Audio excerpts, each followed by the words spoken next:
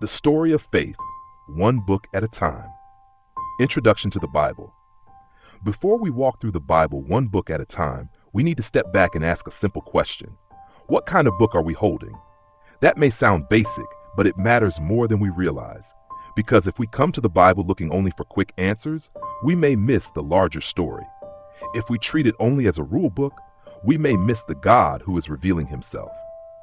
If we read it only as ancient history, we may miss the living word that still searches us, shapes us, corrects us, comforts us, and forms us today. This is the story of faith, one book at a time. And in this first installment, before we begin with Genesis, before we move into the Old Testament, before we walk book by book through Scripture, we are stepping back to ask what the Bible is, how it holds together, and why it still matters for our walk with King Jesus today. Because the Bible is not just a book we quote, it is a book that forms the way we see everything else. It teaches us who God is. It teaches us who we are. It tells us what went wrong in the world. It tells us what God promised to do about it. And from beginning to end, it leads us toward King Jesus. That is why this series matters. We are not walking through the Bible one book at a time merely to collect religious information. Facts matter. And in this series, we're going to take them seriously. We are going to talk about authorship, setting, history, language, genre, themes, original audience, and where each book fits in the larger story. But facts alone do not form us.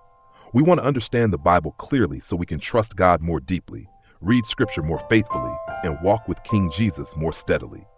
So let's start here. The Bible is a library of 66 books. It was written by roughly 40 human authors. It was written across approximately 1,500 years of history. That alone should make us slow down. The Bible did not come through one person, in one lifetime, from one location, in one literary style. It came through prophets, priests, kings, shepherds, fishermen, apostles, and a physician. Some wrote from the land of Israel. Some wrote from exile. Some wrote from prison. Some wrote during seasons when God's people were being formed as a nation. Others wrote after conquest, exile, return, occupation, and the birth of the early church under the reign of Jesus. The Bible was written primarily in Hebrew and Greek, with portions in Aramaic. The Old Testament comes to us mostly in Hebrew, the language of ancient Israel, with some sections in Aramaic, a major language of the ancient Near East. The New Testament was written in Greek, the common language of the Eastern Roman world in the 1st century. And the Bible contains many kinds of literature. It includes narrative, law, poetry, wisdom, prophecy, gospel, letters, and apocalyptic vision. That means Genesis does not read like Proverbs. Psalms does not read like Romans. Leviticus does not read like Luke. Revelation does not read like Acts. The Bible is not flat. It is rich, textured, and deeply rooted in real human history. And that matters because Scripture did not drop out of the sky as one finished document. God worked through real people, real languages, real places, and real historical moments. The writings of Scripture are connected to the ancient Near East and the Mediterranean world. They move through settings tied to Israel, Judah, Egypt, Assyria, Babylon, Persia, Greece, and Rome. They carry the dust of wilderness roads. They carry the weight of royal courts. They carry the grief of exile. They carry the questions of worshipers. They carry the warnings of prophets. They carry the hope of promise, and they carry the witness of apostles who proclaimed the risen Jesus. That is one of the remarkable things about Scripture. Across centuries, languages, cultures, authors, empires, and literary styles, the Bible does not scatter into unrelated spiritual opinions. It holds together. It tells one unfolding story. And that story is not simply a story about people trying to find God. It is the story of God creating, calling, covenanting, warning, judging, rescuing, reigning, redeeming, and restoring. Now, the Bible also stands in a unique place among the world's major religions. Judaism, Christianity, and Islam all look back to Abraham in some way, and all recognize figures such as Abraham, Moses, and David as significant. But they do not understand the story in the same way. Judaism receives the Scriptures Christians call the Old Testament, though it does not confess Jesus as the promised Messiah. Islam honors many biblical figures, including Abraham, Moses, David, and Jesus, but it does not receive the Bible the way Christians do, and it does not confess Jesus as the crucified and risen Son of God. Christianity reads the Old and New Testaments together as one unfolding story that reaches its fulfillment in Jesus, the promised King. And that is not a reason for arrogance.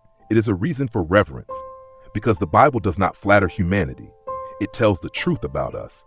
It shows our rebellion, pride, fear, violence, idolatry, wandering, and failure.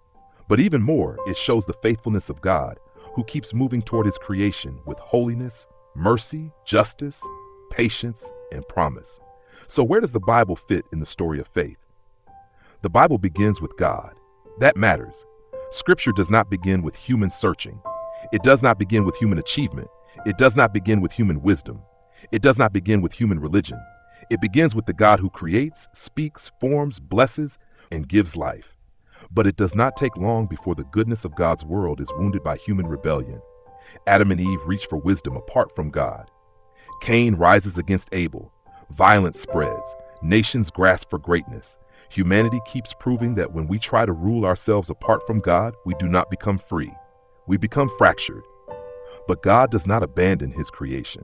He calls Abraham and promises that through his offspring, all the families of the earth will be blessed. He rescues Israel from Egypt. He forms them as his covenant people. He gives them his law.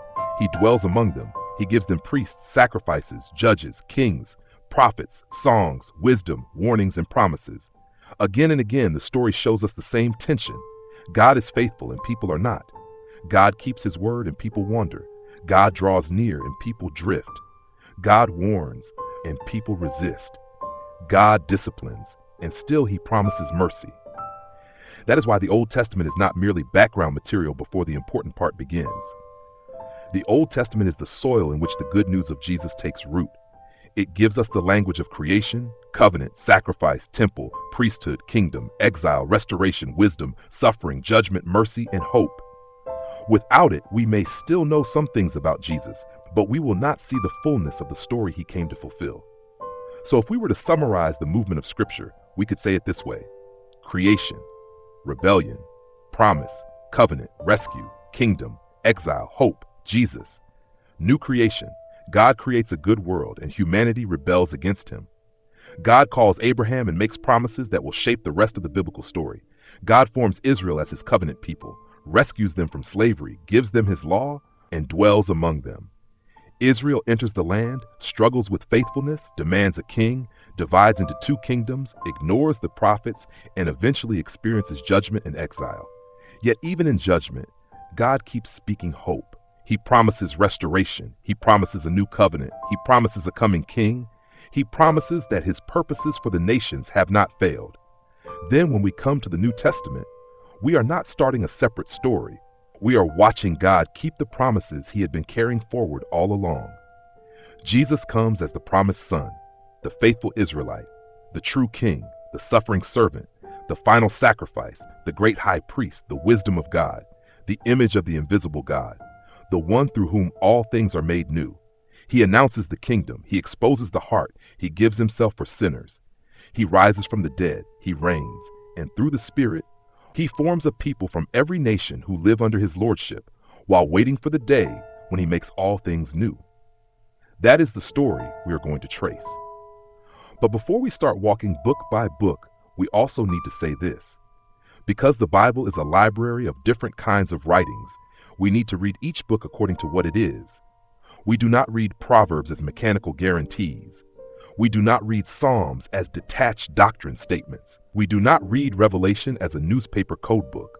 We do not read the law as random ancient rules with no covenant setting. We learn to ask better questions as we read. What kind of writing is this? Who first received it? Where does it fit in the story? What was happening in history when this was written? What language, culture, and setting shaped the way this message was first heard? What is God revealing? What is being exposed in his people? What hope is being held out? How does this move us toward Jesus? Reading the Bible well means we slow down enough to listen before we rush to apply. We pay attention to history, genre, structure, language, culture, geography, and theme. But we do not study those things merely to become more informed. We study them so we can hear Scripture more faithfully. The goal is not to master the Bible as information. The goal is to be mastered by the God who speaks through it. A helpful key verse for beginning this journey is found in Paul's words to Timothy. All scripture is breathed out by God and profitable for teaching, for reproof, for correction, and for training in righteousness. 2 Timothy chapter 3, verse 16. Paul continues by showing that scripture equips the servant of God for faithful living and good works. That matters because the Bible is not merely meant to inform us. It is meant to form us. It teaches us what is true. It reproves us when we are drifting. It corrects us when we are wrong. It trains us to walk in righteousness. And because all scripture is breathed out by God, we do not get to treat some parts as useful and other parts as disposable. We may need help understanding certain books. We may need to slow down. We may need historical context. We may need to learn how poetry, prophecy, law, gospel, letters, and apocalyptic vision work. But we do not approach scripture as though God only speaks clearly in the places we already find familiar. The whole Bible belongs to the people of God. Now, that does not mean every part applies to us in the same way. We are not ancient Israel standing at Sinai. We are not priests serving in the tabernacle. We are not exiles sitting beside the waters of Babylon. We are not first-century Christians living under Rome. But each part still teaches us something true about God, humanity, sin, covenant, faithfulness, judgment, mercy, hope, and the reign of Jesus. That is what we're going to carry with us into this series. We're going to take each book seriously. We're going to ask what the book meant in its own setting. We're going to listen before we rush to apply. We're going to pay attention to authorship, date, time period, genre, history, language, geography, culture, structure, themes, and original audience. But we are also going to keep asking the larger question: how does this book help us understand the story of faith? And how does it strengthen our walk with King Jesus today? Because the Bible is not merely a book we study from a distance. It is a story that confronts us, comforts us, corrects us, and calls us forward. It shows us a faithful God working through a fractured world, patient with his people, honest about sin, generous in mercy, and determined to bring his promises to completion through Jesus. That is the journey ahead. 66 books, roughly 40 human authors, approximately 15 centuries of history, 3 biblical languages, many kinds of literature, one unfolding story, one faithful God, one king who stands at the center of it all. If you would like the written companion overview for this installment, you can find it on the Tuesdays with Tony Facebook page. That post gives the main ideas in a format you can read, save, and come back to as we begin this series. As we sit with this today, maybe the first question is not whether we already know the Bible well, but whether we are willing to let Scripture shape the way we see God, ourselves, the world, history, and the life we are called to live under King Jesus.